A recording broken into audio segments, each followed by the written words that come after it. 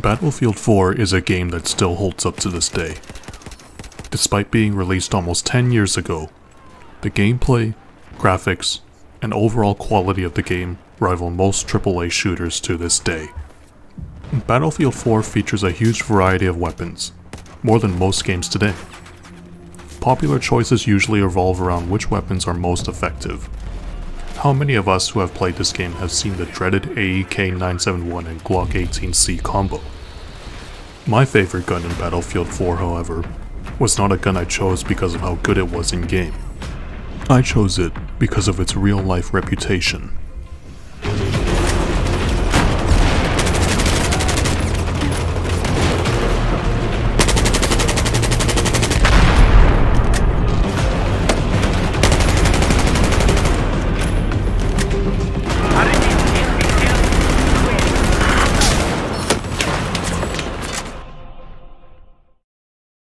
On May 2nd, 2011, American forces stormed a compound in Abbottabad, Pakistan, killing the infamous terrorist leader Osama bin Laden. The weapons the Navy SEAL operators used on this raid was the H&K 416D. I first read about this rifle in a popular mechanics magazine at my local library. At the time, it really did sound like the ultimate rifle. The ability to be suppressed, have laser and light modules mounted, and a promise of enhanced reliability compared to the M4. These are features that are talked about ad nauseum these days, but was groundbreaking back in 2011, and I never forgot it. Once I read that article, it became my favorite gun to dream about. The HK416 was featured in both Battlefield 3 and 4. Naturally, I wanted to use it as much as I could. When I finally had a computer that could run both games, I was hooked on using the gun. It helped that the 416 in both games was very good, but my favorite thing to do was to attach an EOTech and suppressor and LARP as a dev crew operator. Was it the most effective setup? No, but it felt cool and was a lot of fun. Of course, the 416 being one of the best weapons in the game certainly helped.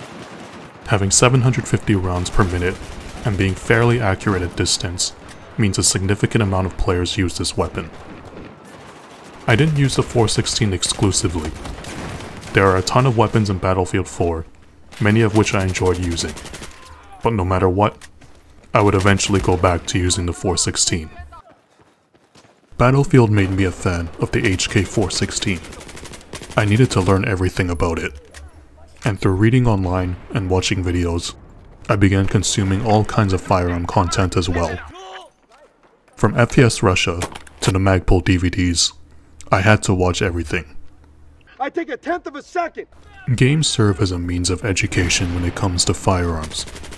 Nowadays, and especially since the pandemic, more people than ever are playing video games. However, AAA shooters are at an undeniable low compared to 10 years ago. For Battlefield alone, we've gone from questionable historical accuracy, numerous bugs, and the worst lines ever written in human history. Yeah, Angel does it again. And as for other AAA shooters, they seem to either have strong concepts, but extremely poor development.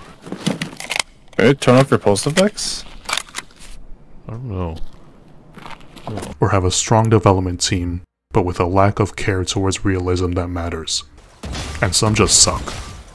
Battlefield 4 had an incredibly buggy release, and it isn't a realistic game.